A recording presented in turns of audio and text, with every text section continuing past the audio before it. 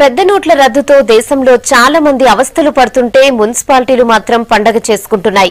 Greater Hyderabad దేశంలోనే tax collections లో top లో నిలిచింది. దీంతో ఫుల్ ఖుషీలో ఉంది జీహెచ్ఎంసీ యంత్రాంగం. ఈ నెల 24 వరకు పాత నోట్లతో ట్యాక్స్ కట్టే అవకాశం ఉండటంతో బల్దియా ఆదాయం మరింత పెరిగే అవకాశం ఉంది.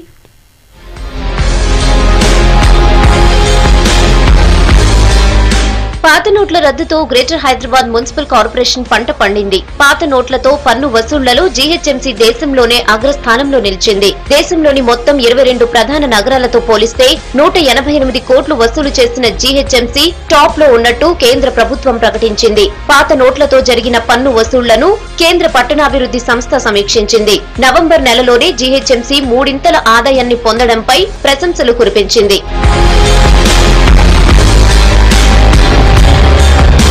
పాత నోట్లతో చెల్లింపులకు వెసులుబాటు కల్పించడంతో మొత్తం 22 ప్రధాన నగరాల్లో ట్యాక్సుల రూపంలో దాదాపు 855 కోట్ల రూపాయలు వసూలయ్యాయి. హైదరాబాద్ తర్వాత మహారాష్ట్రలోని కళ్యాణ్ నగరం 170 కోట్ల వసూళ్లతో రెండో స్థానంలో, 150 కోట్లతో అహ్మదాబాద్ థర్డ్ ప్లేస్ లో నిలిచాయి. గతేడాది నవంబర్లో కేవలం 8 కోట్ల ట్యాక్స్ మాత్రమే వసూలు చేసిన జీహెచ్ఎంసీ పాత నోట్లతో పన్ను చెల్లింపులకు వెసులుబాటు కల్పించడంతో భారీ వసూళ్లు రాబట్టింది.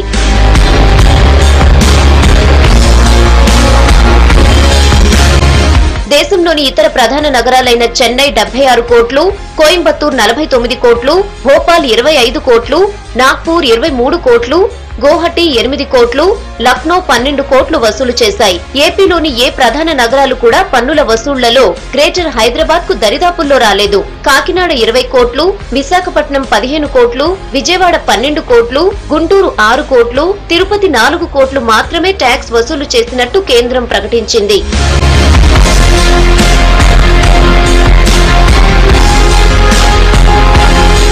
పాత నోట్లతో ఈ నెల 24 వరకు పన్నులు చెల్లించవచ్చు. దీంతో జీహెచ్ఎంసీ ఆదాయం మరింత పెరిగే అవకాశం ఉందని అధికారులు భావిస్తున్నారు.